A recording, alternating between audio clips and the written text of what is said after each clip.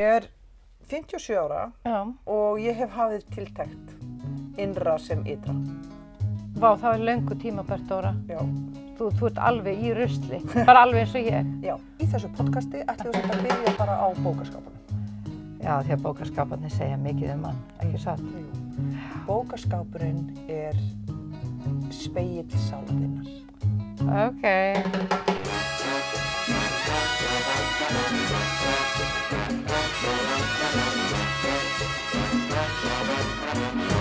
Ég ætla að byrja þennan þátt með því að slá inn svona hljóði að þetta serimónía. Sjáðu.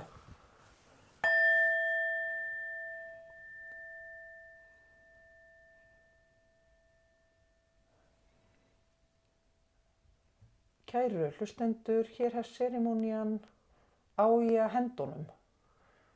Hér hef ég ekki fengið vinkonu mína Stein Nólnu til að sitja með mér í dag, heldur eiginmann minn, Nikolás Pétur Blind. Á ekki að henda honum, sem sagt? Já, ég breytti nafninu á þættinum fyrir daginn í dag. Á ég að henda honum. Eiginmanninum. Já, og hérna, þið heyrir það svona bjöllur. Og vill svo skemmtilega til að þetta er bjalla sem að þú gafst mér þegar þú komst frá Mexíkó í vor.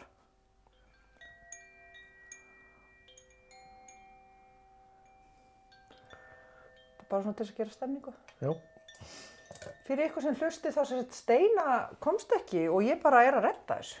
Ég bara fékk Nikko af því að hann býr nú með mér og ég með græjurnar hérna til þess að koma og búa til þennan þátt. Þannig að þeir sem eru dyggir aðdáendur okkar fáið samt þáttinn ykkar þó að Steina hafi ekki komist. Velkomin Nikko. Takk. Það sem þú ekki veist er að í þessum þætti tölum við mjög oft þig.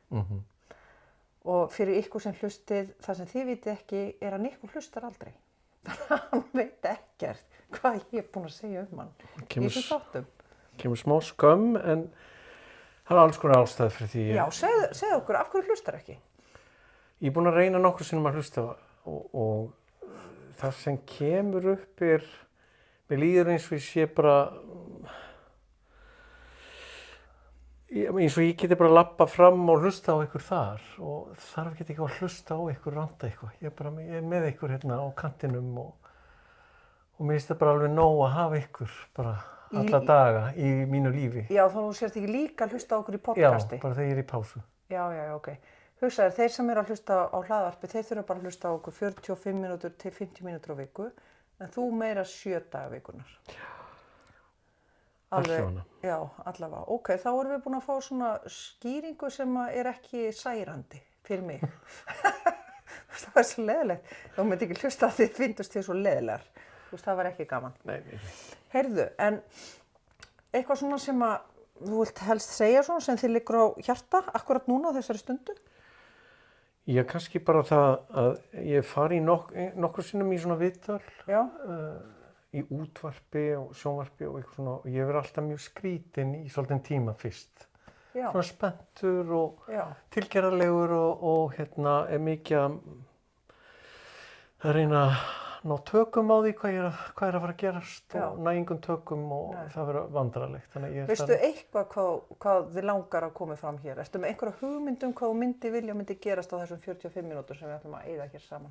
Sko, ég fór inn og ætlaði að koma bara með myndaalbúm sem við vorum að finna frá því ég bjó í Marokkó og var lítið barn. En svo fór ég aðeins kíkt á bókasafnið og tók bara alla bækur sem mér datt í huga ég gæti hugsanlega talað Ok. Svona áreynslulaust. Ertu í alvöru með myndaalbúm frá því þú áttir heima í Marokkó? Já. Það var að finnast, sem sagt, frænka mín að flytja úr sínu húsnæði, hún Gróa frænka.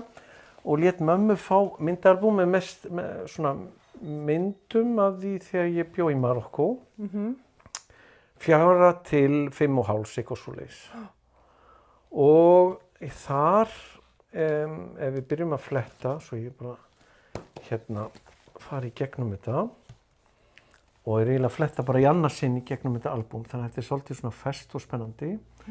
Þarna bjuggum við í Ústa, sem er svona borg nálægt Alsír og pabbi við fluttum þangað því að pabbi þurfti að taka einhverja svona eins konar herskyldu. Hann er læknir, er í læknanámi í Frakklandi og í stæðis að fara í herskyldu þá voru læknar oft látnir vinna einhver svona samfélagsþjónustu og eina samfélagsþjónustum gat verið í Marokkó og við vorum þar, hann var þar á kannski, þeir voru kannski 2 Frakkar á þessu spítala. Þeir voru kannski að reyna að kenna öðrum læknum, hann er samt bara, hann er 25 ára, eitthvað svoleiðis. Hann er 3 árum eldri en Flóki sonur okkar en núna. Einmitt. Og er þar læknir og skurðlæknir og er í rauninni látin gera allar aðgerðir á þessum spítala og mamma sem er bara þá 22 ára vann þarna sem hjúkrunarfræðingur á skurðstofunni og eitthvað svona, þannig að unnu bæði á tímabili og hún Halíma sem er hérna á mynd sem þú munt bara taka myndir og klippa inn á þáttinn, hún sá mig, hún bara passaði mig allan daginn og meðan þau voru á spítalanum og þau voru í rauninni að gera allar aðgerðir sem voru gerðar á spítalanum. Og hvaða aðgerðir meinarðu?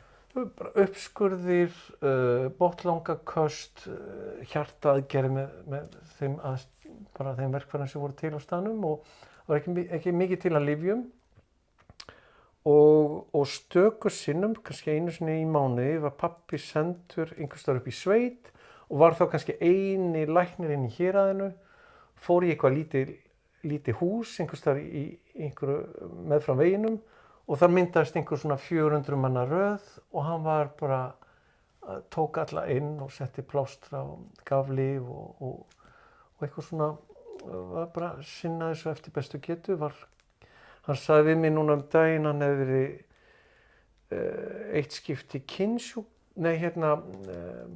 kvensjúkdómalæknir og hafði aldrei séð píku, aldrei áður á ævinni. Nema væntanlega á einhverjum sem hann, Nei. Oh my god! Þannig að þetta eru aðstæður sem læknar eru stundum að lenda í og eru bara settir og þurfa bara að bjarga sér. Eru náttúrulega með getu að lesa sér til og redda sér og hringi í vin og eitthvað svona. Býttu, hann var með einhverja hjúkrunarkonu með sér sem vissi meira? Hjúkrunarfræðingarnir voru alltaf að bjarga þeim. Þessum læknum, sko. Þær voru svona redduðu öllu, en þeir kannski voru svona með ábyrgðina og framkvæmdu einhverja aðgerð og svo komu þær og voru svona að gefa í skinn, nei, þetta, ég myndi frekar gera svona og svona björguðu sem unglæknum sem voru bara. Hann sagði okkur líka frá þegar við hittum hann í fyrrasumar að í læknabókunum hefði oft staðið bara að Sko þetta var í þessum sveitaþorpum þar sem hann er í eyðimörkinni. Við erum að tala þetta 1972 og 1-2. Já, 1-2, já. Og við erum að tala hann er eini læknirinn í héraði, þar sem er kannski bara svona nokkur 100.000 mann, sko. Og þá eru aðri læknar búin að koma áður og í Frakklandi og reyndar líka í Marokkó eru allir með svona carnet de santé sem er svona eins og svona heilsubók, svipað á bankabók í gamla daga og það stóð bara dagsetning, hvað var gert og niðurstaða eða eitthvað svolítið svo milligrömm eða eitthvað svona smá nóta og hann sá þegar hann var á þessum í sveitinni, í eyðimörkinni í rauninni, var hann að fá mannesku eftir mannesku sem stóð á nótir af dagsetning og svo stóð H2O og hann vissi ekki alveg hvað þetta var fyrir hann komst að því að spurðist fyrir og þá var H2O sem er bara vatn sem hann fékk að vita þetta var aðferð læknanna til þess að sýna að því þau voru ekki með nein lyf nema í mesta lagi fúkkalyf og þeir komust að því að ef skjólstæðingar sem komu sem voru með svona ákveðna væntingar meðferðina sem þau fengju og ef það var ekki stór sprauta sem var virkilega sársaukafulл, oftast í rassinn eða læri eða eitthvað svoleiðis, þá var þetta bara prump. Ef þau fengu bara eitthvað lyf, einhver poka með nokkrum pillum, þá fannst þeim þetta svo ótrúlega niðurlægjandi meðferð að þeir jafnvel gengu út og hentu lyfjónum bara í næsta runna, sko. Að þeir fannst þjónustan frá læknunum svo léleg.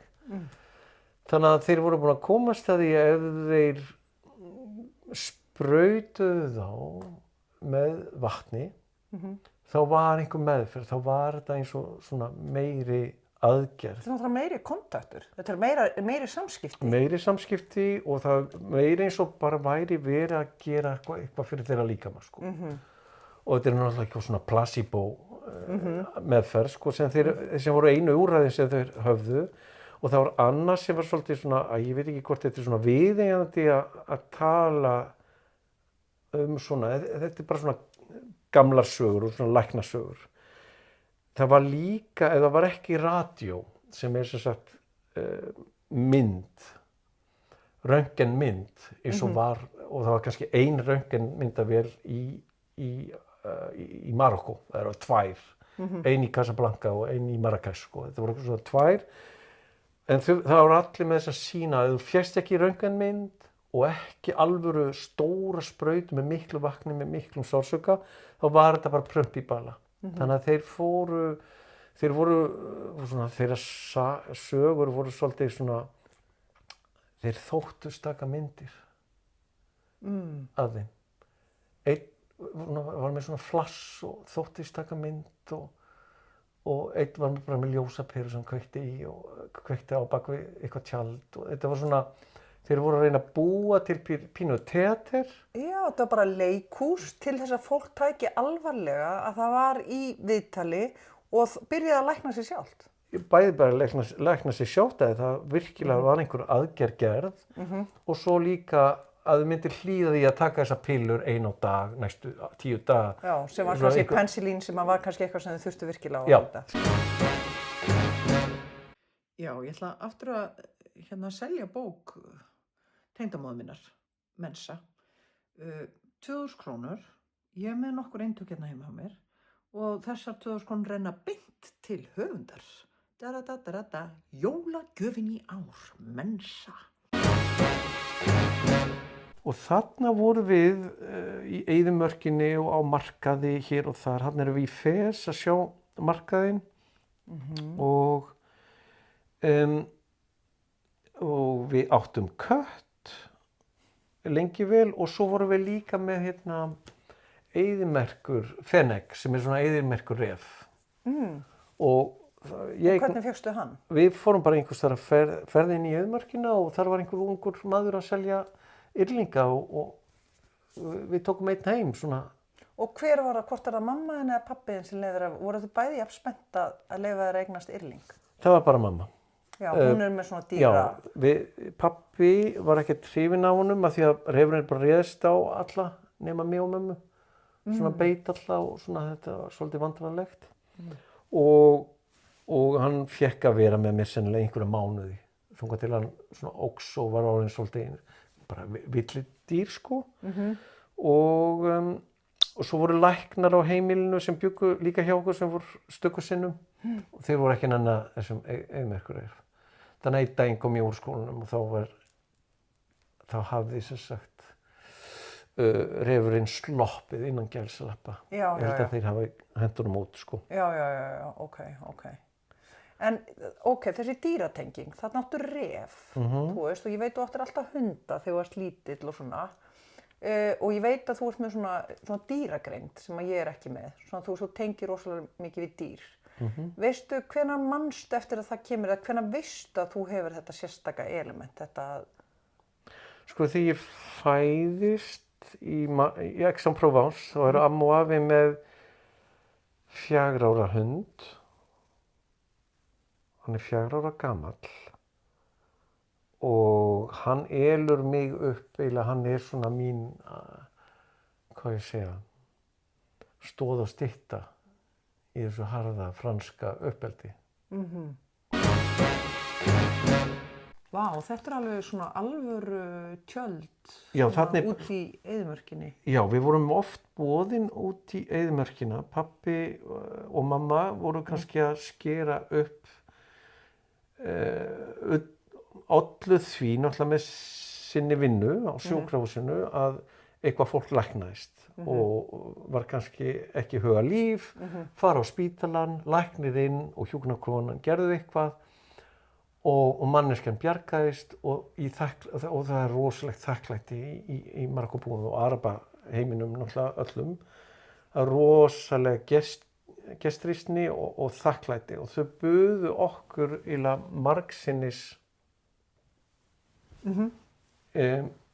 í einhverja veislu bara í þakklætiskyni og alltaf að ég náttúrulega bara ljósærður með sítt hár, látin oft settur upp á hest og látin fara eitthvað bardúsa einn, þetta var svona, ég með svona minningar af þessu að sitja með öllum köllunum að borða kúskús með hægri höndinni, sko, allir að búa til einhverja kúlur og rétta mér og Svona ævintýraminningar. Ævintýraminningar En þegar við fórum til Marokkó í fyrra og þá varstu að koma, eða hitti fyrra, þá varstu að koma í fyrsta skipti til Marokkó síðan þú varst bara þarna 4-5 ára. Hafðir ekki komið síðan. Með lykt, af því að þau varstu að tala um matinn og svona og nú erum við að horfa hérna á myndir af öllum krydd, körunum og allt þetta. Þegar þú komst tilbaka, vaknaði eitthvað í þér við að koma eftir næstu í 50 ár? Já, bara leið og ég steig úr vélni í Marrakesh og gekk bara að ná í töskuna og var strax komin lykt og einhver hiti og einhver raki og eitthvað sem ég kannaðist við. Og það var eitthvað nýtt, það var eitthvað svona, ég var komin heim, á einhvern hátt var ég komin heim, sko.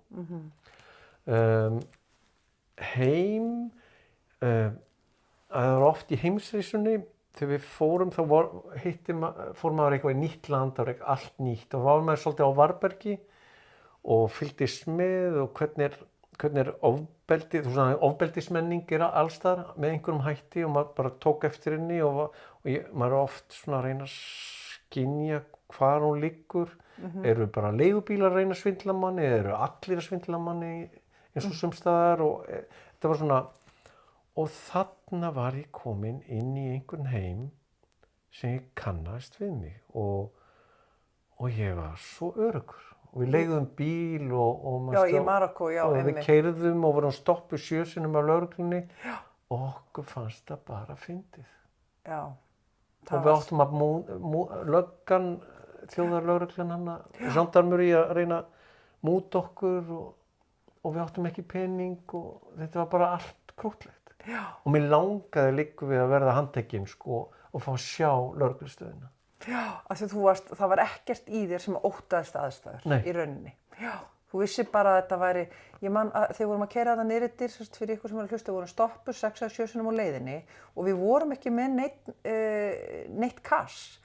Við höfðum eitt í öll í bensín alveg fyrst og vorum ekki með neitt lausafé, þannig við gátum ekki mútað þeim. Og þeir voru alltaf þeir voru svo spældir að við gátum ekki greitt þeim neitt, sko, neina mútur og lét okkur bíða kannski kortir 20 mínútur. En þetta var eins og leikur. Já, og eins og lífið væri bara að hægja á okkur. Bara láta okkur ekki komast frá Marrakesh til SOIR á 3 klukkutímum, heldur á 5 klukkutímum. Þannig að við myndum bara að byrja að anda að okkur samfélaginu. Mér finnst þetta alveg geggja, sko. Og það var að geggja hvað okkur fannst báðum gaman, sko. Já, einmitt bara inn í bíl bara og líka að því að það var kannski ungur lögreglumaður sem horfði í augun á mér og ertu ekki með neitt pening og ég alveg svona, fyrst sagði hann bara ertu með pening og bara nei því miður, ég bara tæmdi í vasa, ég klárum allt í bensín og eitthvað svona, var einlægur, sagði allt eins og var og bara, ertu í alveg ekki með bara evrur eða íslenska krónur, eitthvað bara nei því miður. Ok, þú verður að fara inn í bíl og bíða í 10 mínútur, ég hóa í þig. Og svo kalla þeir alltaf ekki Monsieur Blanc eins og í Frakklandi, þetta er Nicola. Já. Þau kalla mig fornafninu eins og Íslandi, sko. Og þetta var svona heimilislegt og eiginlega bara, manni þótti vænt þessa serimóníu.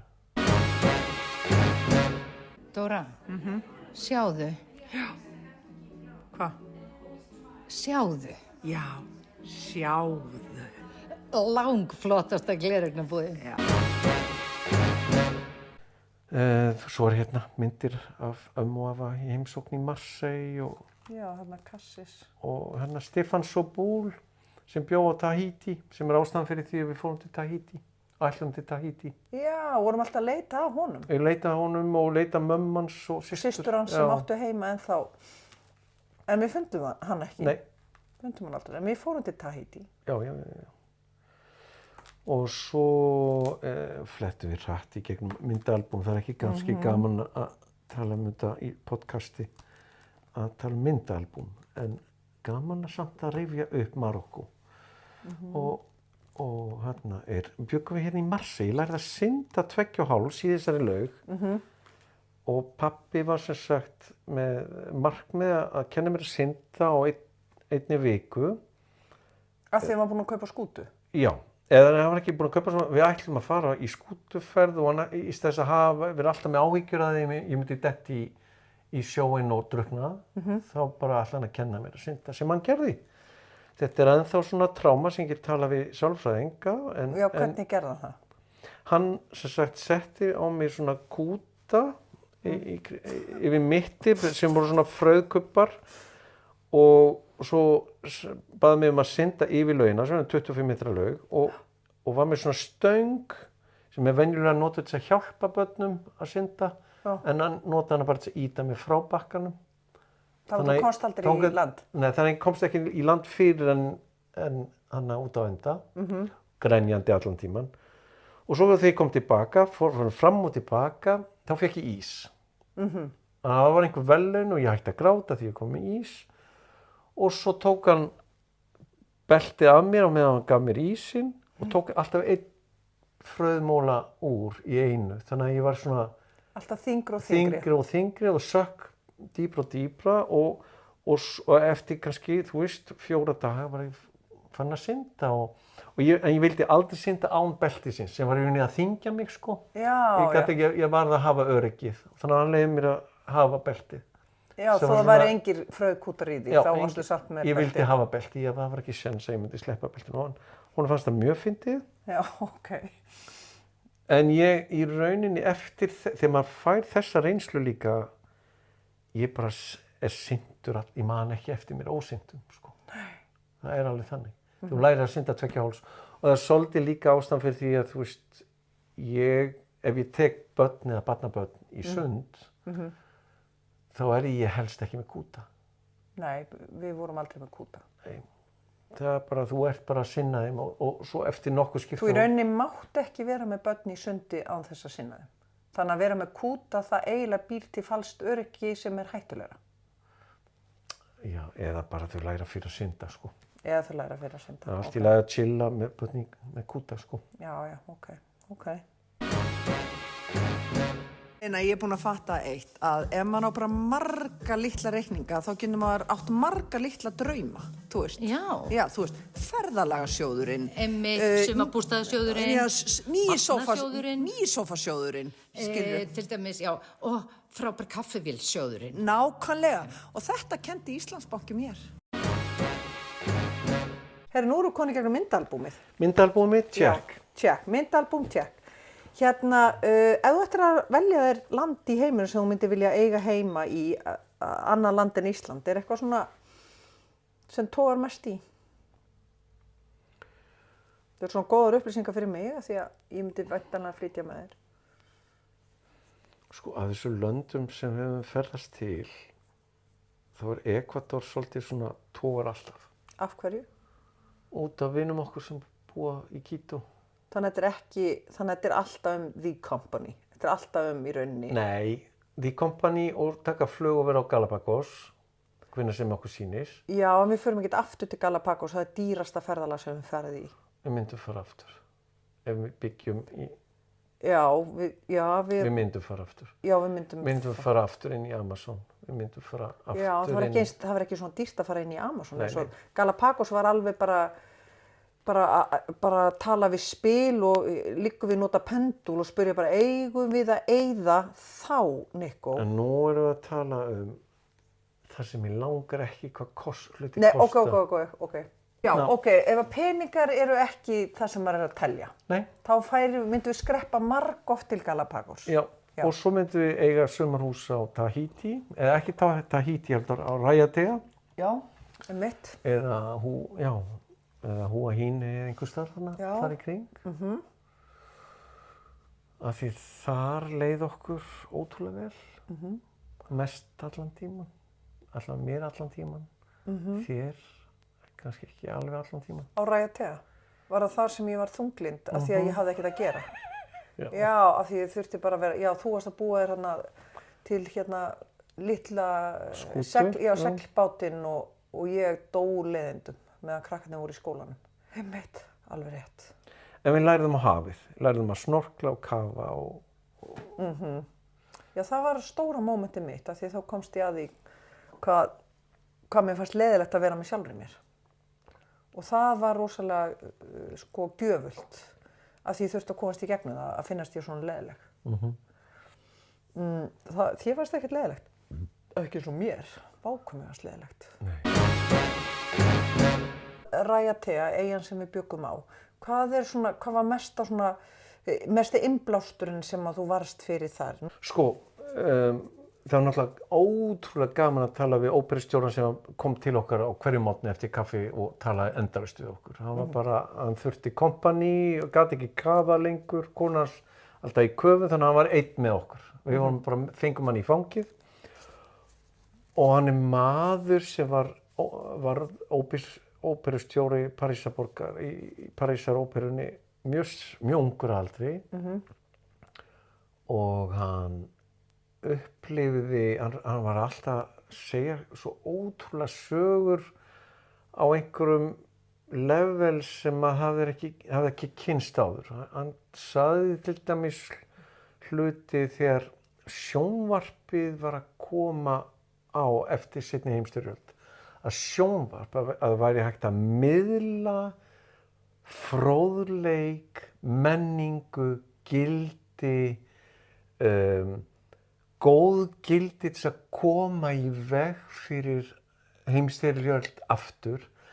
Að við erum loksins komið með einhvern miðil þar sem við gætum sýnt óperur, symfóníur, tala bókmenntir, kvikmyndir og þetta færi inn á öll heimili allra landsmanna og honum fannst eins og þá. Og frakkar yrði ekki lengur ignorant, þú veist, allir væru með djúpa uppfræðslu. Já, þetta var sem sagt hugmyndin, sjónvarpið átt að bjarga í rauninni siðmenninguna. Já. Little did they know. Já, einmitt.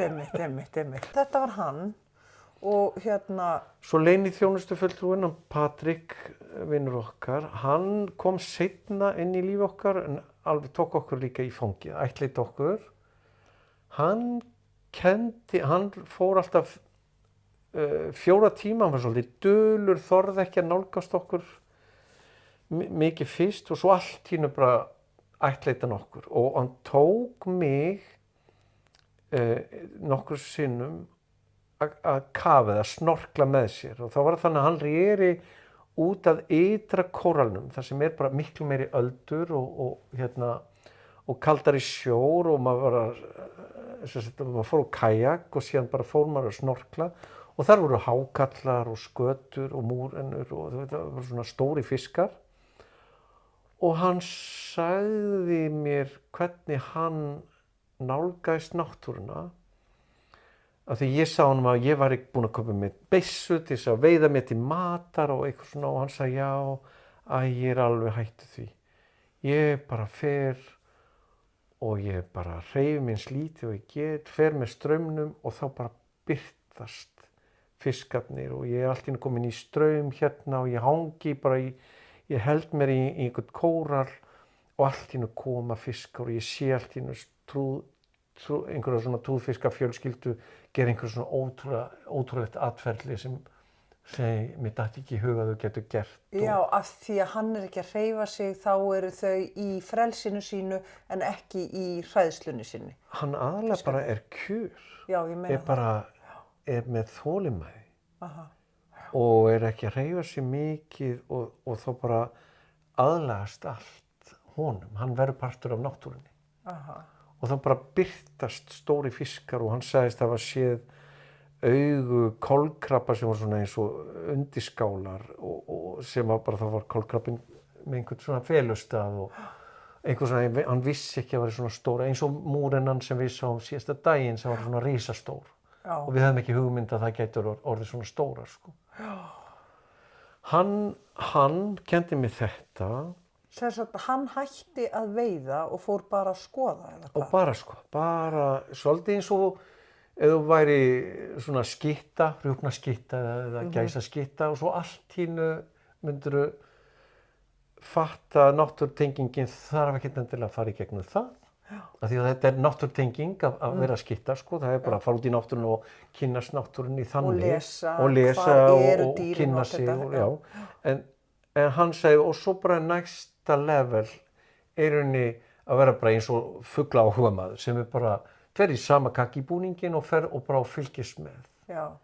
Og finnast það nógu nærandi. Sko. Já, hann kom tilbaka með kuðunga og hann gaf mér kuðung og ég fæ eiginlega kökk í hálsinn þegar ég tala með hann á kuðung. Það var þarna textíl, já. Þetta bara fallegasti kuðungur sem að ég hef séð. Af því að ég skildi sko alla fatamenningu Asíu þegar ég sá hann á kuðung. Bara öll munstur og allt, ég sagði bara, já, allt í einu áttaði mig á að öll munstur í fötum í Japan og Kína og þetta, þau eru öll koma úr náttúrunni. Ég hafði bara ekki hugmyndaflug í það eða ég hafði ekki menntun í að átta mig á því, sko. En það hann gæði mér hann á kuðunga því hann var svo sjaldgæfur. Það var svo stórkostleg gjöf, hún var svo stór, gjöfin. Já, hún var stór. Og hann rosalega eitraður þessi kuðungur, ein stunga getur bara drepið þig. Þannig að hann tók þá, við fengum 2 frá honum, veistu, og það var mjög fallegt hvernig hann hreinsaði og ég hefði hreinsað með því að sjóða og ég hefði eyðilagt litin í kuðungnum og eitthvað svona. Hann sett hann bara í sandinn, gróf hann í sandinn og svo var bara svona maura hraðbraut að kuðungnum í nokkra daga og því að það var eftir nokkra daga tók hann kuðunginn upp og hann var alveg tandurhreinn. Já, gerði það svoleiðis. Já. Svo var hann með hníf líka eitthvað að skafa, eitthvað svona. Það var matur, hann eldaði sér alltaf svona rísastór kuðungur sem, ég man ekki hvað heiti núna, með rosast þykku loki og kjöti í því, bara með smá kókosmjólk, eða kókosrjóma og sítrónu og þetta var svona máltíðin hans alla daga. Einmitt, hann borðaði bara eitthvað svona pínu lítið. Já, ok, hann var náttúrulega alveg ævintýramaður og fyrir ykkur sem er að hlusta, sko, svo þurfti hann einu svona að fara í 3 daga. Við erum sko í miðju Kyrrahafinu, í frönsku Pólnesju. Hann þurfti að fara í 3 daga af því hann þurfti að koma út úr flugvél í París með forseta einhvers ríkis. Það var eitthvað svona... Gíneu. Já, Gíneu. Af því að franski leyniþjónustumaðurinn varð að labba samferðunum út úr flugvélni. Hann þurfti bara að gera það og svo flög hann aftur til okkar. Skrítið, við sáum svona inn í eitthvað svona heim sem að er svo langt í burtu frá okkur, finnst manni, sko. Svona leyniþjónustumaður sem ímyndar sér eitthvað svona James Bond típa en þetta ekki alveg þannig, þetta bara svona eldri maður sem kunni ekki alveg á tölvur og bað mig að taka myndir af öllum gögnunum fyrir sig svo hann gæti skrifað undir og prenta þau og þetta var mjög fyndið og ég fékk að taka alls konar leynigögn á iPhone-i minn og prenta þau út. Svona James Bond sem kann ekki á iPhone.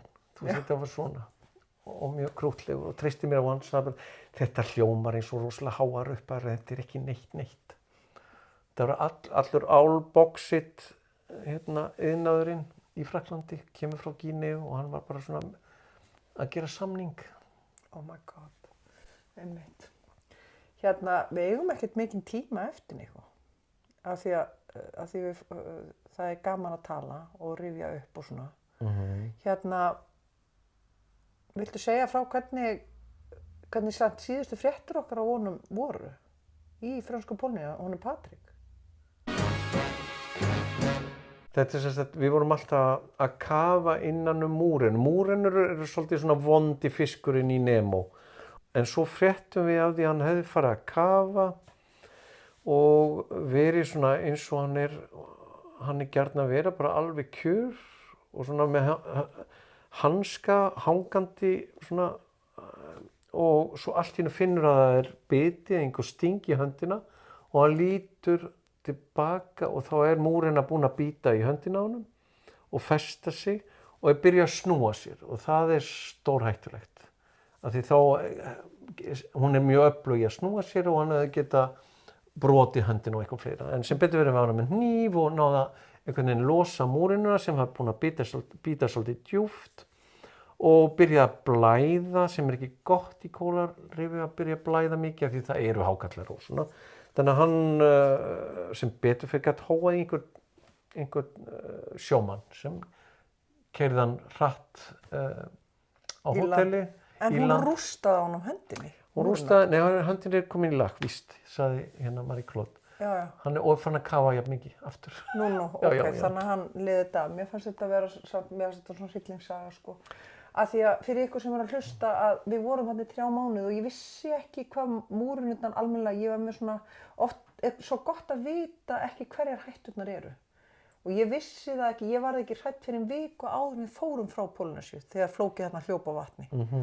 Og svo 8 mánuðum seinna þá gerist þessi saga með Patrik og við fréttum eða 2 árum seinna að það hafði múrinn að biti í hendina á honum og rústað honum. En hann er sérst orðinn góður. Já, og hvað var jafn mikið og þetta er bara eins og detta baki, maður fer bara beint aftur og maður á ekki að vera hræddur við múrinn. Heyrðu, allar þessar bækur sem þú komst með á bókahillunum, hvaða bækur greifstu sem þú hugsaðir, ég get nú talað um þetta? Sko, Leitin að tilgangi lífsins eftir Viktor Frankl. Já. Hún er svolítið heavy, útrýmingabúðir og stemning, en hún er alveg mögnuð því hún er bara svona sama hvað mikla örðugleika maður lendir í lífinu, það er hægt að finna tilgang lífsins við þær aðstæður. Ok, á ég hendinni? Nei, alls ekki. Bókin um veginn? Bókin um veginn. Hún er svona eiginlega andlegast og elsta andlega bók sem ég tengi við. Já, og það er bara sama hvað ég flett í henni, ég hef getað tárast yfir bara einhver svona lítilli frásögn afstöðu, andans gagnvart lífinu. Þetta er svona ótrúlega fallegt og maður er svo hissa að þetta hafi verið í gangi á þessum tíma. Já, fyrir 2000 árum eða hvenær sem? 2400 árum. Á ég að henda henni? Nips. Nei, ok. Vá, hvað pendillinn skýr. Blink eftir Malcolm Gladwell. Hún er eiginlega þessi örfáu sekúndubrot sem eiga sér stað í huganum áður og byrja að analýsera og reyna að fatta hvað er í gangi. Þetta er svona örstutt moment sem eru í allri ákvarðanatöku eða í allri nálgun á öllu nýju og bara, ef þú lendir í einhverju, þá er eitthvað svona örstutt moment sem er bara svo augnablik. Þetta blink, sem er í rauninni miklu meira virði en við gerum okkur grein fyrir. Þegar eins og heilinn sé með einhver svona kapasitet eða hæfileika að greina miklu meira. Þannig að svona first impression er þetta, sko, svona ást við fyrstu sýn eða þú veist, þetta eru margar sögur sem fjalla á vísindalegan og ekki vísindalegan hátt hvernig er búið að rannsaka þetta augnablik, hvernig við getum með miklu betra hætti og miklu sneggri hætti áttað okkur á ákveðnum aðstæðum. The Mutiny and Aftermath. James Morrison var hann var ekki einu sinni hátt settur á Bounty skipinu þar sem uppreisnin á Bounty átti sér stað og gerist náttúrulega í Pólnesíu og á Tahiti og þeir verða eftir og kynnast pólínesísku samfélagi og eignast konur og eignast, þú veist, aðlagast samfélaginu alveg í nokkur ár áður en verið síðan áður en næsta skip kemur eftir nokkur ár, 2-3 ár. Breska skip, hann tekur alla uppreisnarmennina en hann skrifar reynslu sína veru sína í Pólnesíu, hvernig konungsveldi virkar og hvernig ættirnar eru og hvernig mismunandi ættbálkar og eins og einn ættbálkurinn eða samfélag manna sem flakkaði á milli eyja til þess að auka genetískt úrval sem sagt eins og svona fallega fólkið. Fallega fólkið, svona polyamorous fallegt fólk sem voru með sína báta og fóru á milli eyja og stundu kynlíf með öllum árum með fallegustu dansana og fallegustu konurnar og fallegustu karlmennirna og öll örugglega í brjálæðislegri líkamsrækt og dreifðu sæði síðnu og genum allar eyjarnar og þurfti ekki að vinna, voru bara í þessu sko. Voru komið hérna á einhverja eyju, voru í nokkra mánuði þar, fengu allt, var tekið bara eins og konungbórið fólk og þurfti ekki að gera neitt og síðan bara flökkuðu Vá, gaman hjá þeim. Mjög gaman hjá þeim, ekkert endilega stabílt líf, þetta svolítið svona. Og þetta var líka, þú veist að þegar þær urðu óléttar, þá skildu þær börnin eftir og héldu áfram, þannig að þetta var líka ekki gaman. Já. Og svo líka bara svo ótrúlega falleg lýsing á Mahu sem svona kvenlegi kallmenn eða effeminated menn sem voru oft valdir úr þorpin voru þannig að það voru kallarnir voru sér og gerðu kallarverk og konurnar voru sér og sváfu jafnvel í kvennaálmu, einhverju svona kvennahuttu og kallarnir sér og stöku sinnum þegar vantaði karlmenn í þess að gera ákveðin verk hjá konunum þá völdu þeir einn ungan karlmann og gerðu hann að Mahu þá var hann bara tekinn yfir og þá var hann bara eins og svona eins og, hvað ég segja ekki, í rauninni klæðskiptingur það var ekkert eitthvað svona og þykir enn eðlilegast í heimi í þessum allar mörgum þessum eyjum ennþá. Svona frakkar líta svolítið hornauga á þetta, finnst þetta svolítið skrítið en það er mjög fallegt hvernig Pólnesar líta ennþá á þetta sem eðlilegasti hlutur í hverri fjölskyldu þar var einhver Mahu sem bara rosalega duglegur að tala við skólastjórinn eitthvað vesen með unglingana í skólan eða börnin eru svona eins og, einmitt, við vorum að spyrja þessu þannig að það er bara allar fjölskyldur verða að hafa einhverja Mahu af því að þeir sjá bara fermingarveisluna, jarðarförina þeir eru eitthvað social lím og þarna, þeir voru nokkrir Mahuar sem voru þarna í skólanum þar sem krakkarnir voru að vinna þar og á skrifstofunum, bæjarskrifstofunum og svona þeir voru eins ólíkir samt, þetta er ekki eins og allir sé eins sko. Nei, þú veist, það var Mahu með yfarskegg, það var Mahu í pilsi og talaði bara svona og svo var Anna Mahu sem talaði svona, þú veist, þetta var bara allt mátti. Allur skalinn mátti. Og þeir sögðu að þú valdir að vera Mahu tvítugt. Já, það var eitthvað það er eitthvað sem er í gangi þar. Já. En þetta er svo viðurkennt að þau eru með þú veist, ungfrú Pólnesía, þau eru með herra Pólnesía og svo eru með ungfrú herra Pólnesía.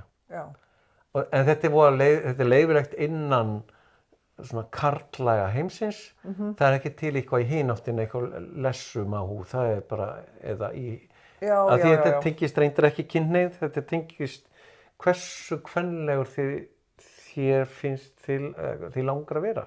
Þannig að þetta var bara, maður sá alla típuna, bara hjónin að labba með börnin í skólan og svo bara einn í pilsi með blóm í hárinu og hefur ekkert með kynhneigð að gera, sko. Nei. Þetta er bara hversu mikið... Nei, þetta er mjög, mér fannst þetta, ég man að ég spáði mikið í þetta þegar ég var þarna.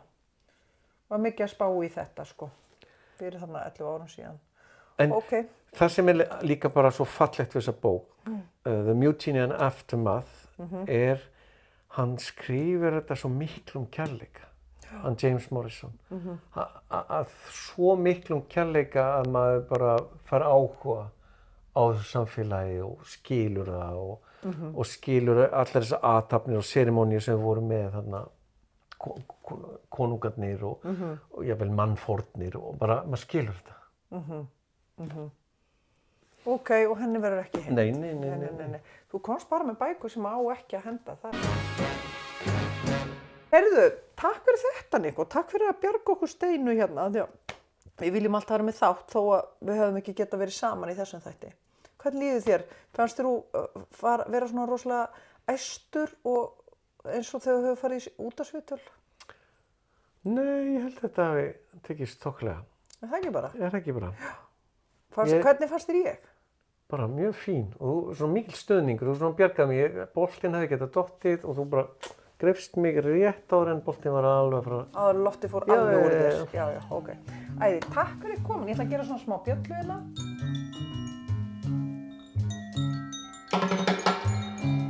Og svo ætla ég að slá hérna þessari serimóníu lokið.